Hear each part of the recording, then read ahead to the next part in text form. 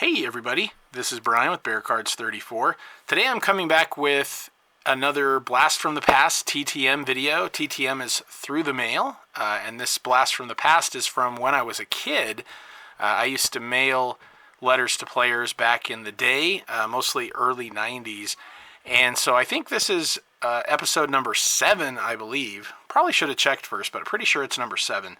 And I wanted to kind of show this. This is something I had made back when I was in school, either middle school or high school, I don't know which. But anyway, I did that in art class. A lot of my artwork was themed to football. This is one where you get like an X-Acto knife and you would kind of scratch along the black surface and then the white would be underneath. I actually, doing one of those, sliced my finger open, and I still have a little tiny bit of nerve damage right there from that. So yeah, be careful when you're handling knives, kids. So anyway, that was of the Andre Reed, James Lofton, and Don Beebe. I was a big fan of the Bills teams back then. I thought they were a great team, and so I had made this artwork in class one day and found it recently and thought I'd show that on the channel just for old time's sake. So we're going to start this one off with an actual new TTM. This is one I sent out a few months ago. It took a while to get this back, but I'm very happy that it has returned. I'm assuming that these are signed. Guess we're about to find out. And I don't think there's anything else in here, but let me double check. Okay, no. So this will be everything. All right, so here we go. Sweet. All right, so these are Stanley the Steamer Morgan. This is his second year card, so he signed it Brian, Stanley Morgan 86. That's from the 1979 set. Very cool. And then right here we've got the 1988 Stanley Morgan and the 1980 Stanley Morgan. Very cool. Very happy to have these. So those are some nice autographs from a very, I would consider him, I think he's a great receiver from back in the late 70s up until, I have this card right here. This is the Score 1990 update set. His final season was with the Colts, and so he had played quite a long time. Great receiver. And I've been a fan of his for a while, so I started really collecting cards during the 1988 Topps set. My brother, the year before, had purchased a whole box of 1987 Topps, and I loved watching him open that so much that I started buying packs. And one of the cards you could get was a 1,000 yard club. This was Stanley Morgan. This was during his best season. He had almost 1,500 yards that year. And he's a 2-time All-Pro, 4-time Pro Bowler. The year before the 86 season, where he got almost 1,500 yards, he helped the Patriots get to their first Super Bowl ever, and thankfully they lost to my Chicago Bears. Go Bears. But he was a first-round pick back in 77 out of Tennessee. This is his rookie card right here, the 1987 Topps. So that's his first card. And he only had 220 yards his first season. That's his punt return yardage, actually. So he was a punt returner as well as a wide receiver. And he really started coming on strong in the receiving game. So he actually had, they still are showing his punt return yardage there. That's funny. Go figure. Yeah, interesting. So let's take a look at his 88 Topps. I'm sure that'll have, okay, there we go. So he had 440 yards his first season, but statistically he was excellent. And like I said, he helped the team get to their first ever Super Bowl appearance. He played 13 years with the Patriots, finishing up with the Colts, and he actually still to this day holds the NFL record for the highest yards per catch average with over 500 receptions at 19.2. And that's ahead of some of the other greats out there.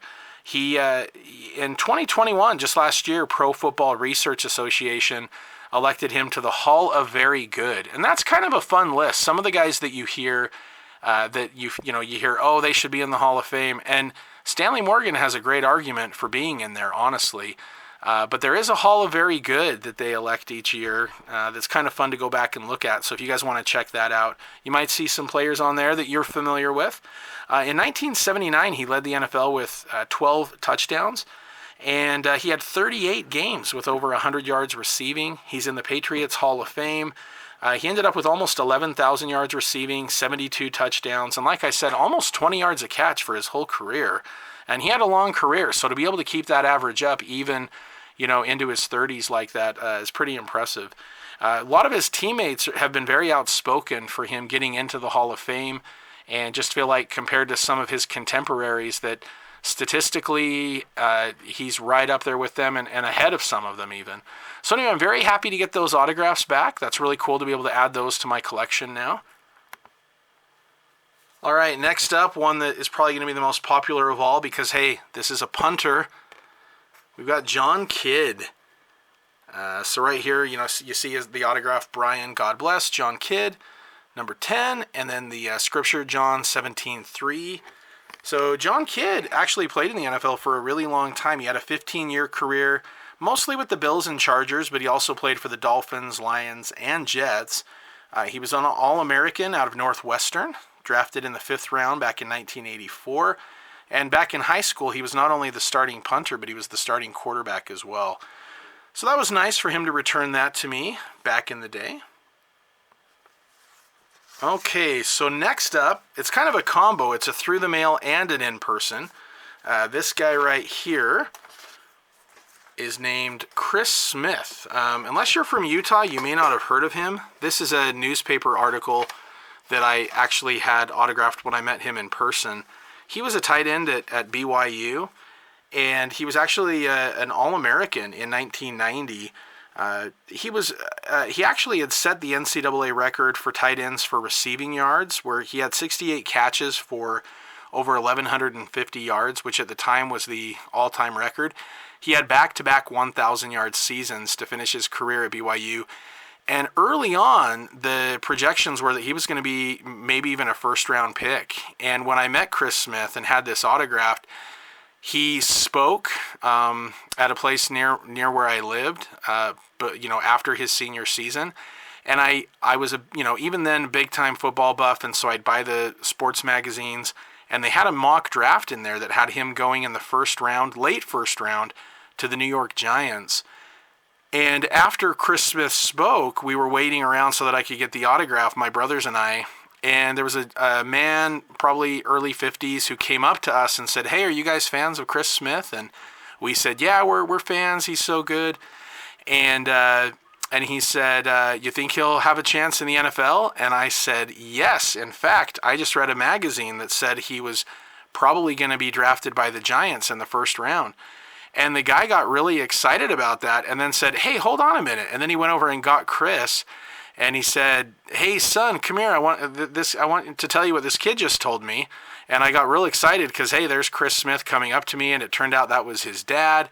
And so Chris Smith came over, and his dad said, "Hey, tell Chris what you just told me." So I let him know, and I was so excited about that I got to tell him that, got his autograph. And then he totally tanked in the draft. He ended up being, I don't even remember what round it was. It was a late round. I mean, I think it was back when they had 12 rounds, and I think he went in the 11th round to the Cincinnati Bengals. It turned out that part of the reason why he had fallen so bad was that he had been injured prior to the draft combine, and he wasn't 100% healthy. And at least that's the story. And when he ran the 40-yard dash, he ended up having over 5 seconds on his run for the 40-yard dash. And there were also some rumors that maybe he wasn't going to be a great blocker. So unfortunately, he fell in the draft, and then he did not even make the team. He was cut during the preseason. But anyway, later on, he tried, the next year, he tried to have his career continue, and there was a league called the Professional Spring Football League, the PSFL, and they were really, really far into the season, and they were really far into the process of having a season in 1992, and this right here is the Pacific Spring Football League pamphlet. And so he ended up signing with the Utah Pioneers. And so I wrote to him, and he sent this back to me through the mail in 1992. And you can see here too. I mean, they really, that's funny. I read $18 a ticket, and they crossed it out and wrote 20 over it.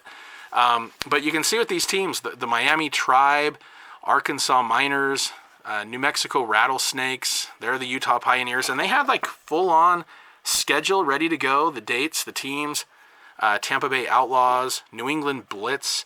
And so, they were really far into the process, and I was really happy that he wrote me back. But then only 10 days before the first game was played, the league folded. And, there were some NFL guys in there, former NFL guys. I know Timmy Smith, who had that great Super Bowl with the Redskins. He was in the league. Lorenzo Hampton, who had been with the Dolphins. Notre Dame quarterback Tony Rice was in that league as well. But it folded before it ever began, So Chris Smith had some sports cards made, Fleer, Score, just to name a couple. But this is an example of a guy who's just had a great college career, but just never made it in the NFL. But we're very happy to have the autographs, and this is kind of cool because I don't know how many of these are out there, but it's kind of cool to have Chris Smith autograph that, the league that never was. So anyway, happy to have those for sure. All right, next up I've got a New York Giant. This is the 8th round pick out of Eastern Kentucky in 1989, Myron Guyton. And I didn't send these to him. He sent these to me. So I have these two cards from Myron Guyton. He is a part of the Super Bowl 25 champs for the Giants. He played 5 years with the Giants as well as 2 with the Patriots. And he autographed the back of my index card that I had sent him right here along with a little note. Hope you enjoy the cards and thanks for being I think he's put number 2 fan and then changed it to number 1. So I'm not sure what this is. He had written middle of next. I don't know what that is. But anyway, it was nice to get the card as well as the autographed football cards as well. Very thoughtful of him. All right, next up, I've got a guy from back in the day that some of you might remember if you were around for this, but Napoleon McCallum, who was a very talented running back. He was a 4th round pick back in 1986 out of Navy. He is in the College Football Hall of Fame, and he had a 6-year career. He was a 2-time All-American at the U.S. Naval Academy. Because of his commitments with the Navy, he did fall in the draft, but the Raiders did draft him, and he was actually stationed near Los Angeles, so he was able to play with the Raiders in 1986 while he was on active duty. This is his rookie card right here, and you can see his number changed. I don't know if he was 24 or 34. Maybe Bo took 34 after that season, but he did become number 41. So he played 1986 with the Raiders, and he ran for over 500 yards, splitting time with Marcus Allen, like a lot of other Raiders running backs did for some reason, starting in 86 and continuing on through Bo Jackson, Roger Craig, Greg Bell, to name a few. There were others as well. But anyway, he ended up in 1987 getting assigned where he had to sail in the Indian Ocean, and that prevented him from playing in the NFL. So he served in the Navy until 1990, and then he rejoined the Raiders. And in 1993, he had a playoff game against the Broncos in a wild card game where he scored 3 touchdowns, which was kind of his big signature game in the NFL. And I vividly remember in 1994 on Monday Night Football, they were playing the 49ers, and he had just a horrific injury to his leg, his knee. It was pretty bad. He got tackled by Ken Norton Jr., and his knee just twisted all sorts of ways, and he never played again. The doctors told him he would never play again. In fact, if his surgery had gone badly, there was a chance his leg was going to be amputated. Luckily, that was not the case. And actually, more recently, he played a role in the Las Vegas move by the Raiders, setting up the meeting between Raiders owner Mark Davis and some of the Las Vegas officials. So he had a role in that move to Las Vegas for the Raiders. So anyway, I'm very happy to have this autograph in my collection as well. All right, next up, I have one of my favorite players from the 90s because he was a Bear, but he also went to Notre Dame. So this right here is Chris Zorich. So Chris Zorich was actually born in Chicago, Illinois, and was an All-American at Notre Dame. In fact, he won the Lombardi Award as a senior, and he's in the College Football Hall of Fame. He also made a Pro Bowl back in 1993 with the Bears, and then he spent his final year in Washington. But he sent me 2 cards. This one right here is pretty cool because it has the certified stamp that you get from the Proline cards. When in the boxes you could get the autographs. This is one of the first products to ever have autographs that you could hit in a box. And some of the players had, I think, some extras that they were given from Proline, and so he had sent that out to me as well. And I love his quote from the back of his card. It was a dream that I never before thought was attainable. I had an opportunity to be back in Chicago playing in front of Chicago fans, just watching the Bears ever since I was little, and having an opportunity to put on a Bears helmet and have a chance to be in Soldier Field and actually have an opportunity to play in it is great. When I first walked onto the field as a Bear, I looked up in the sky and had tears in my eyes. It was just incredible. I always love that quote. I can only imagine that'd be pretty awesome. So very happy to have those cards. Now, one thing I'll mention about this, the TTM from Chris Zorich, I wrote to him probably, I don't know. What year did this come out? Like 90, 91? I probably wrote to him in either 91 or 92. This came back to me in February of 1996. So it was years later. I was shocked when this came in the mail. But what's cool is, I've got the Chicago Bears letterhead, and he wrote this to me. Dear Brian, I'm truly honored that you took the time to write and request an autograph. It's my pleasure to send you the enclosed card. I hope you enjoy it as much as I appreciated receiving your note. Thank you very much for your interest and encouragement. The best part of being a professional athlete is the support from fans such as yourself. It not only makes me feel good, it is a great motivator. Sincerely, Christopher R. Zorich. So that was just really, really cool. This is one of my favorite TTMs because I was a big fan of his at Notre Dame. Thrilled that he ended up going to the Chicago Bears.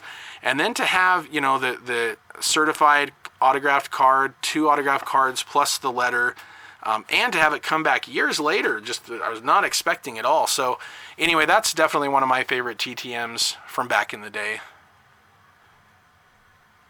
Okay, and then last up is one of the legends of the NFL in my lifetime. He was a first-round pick, the very first pick in 1983 by the Colts before he was traded.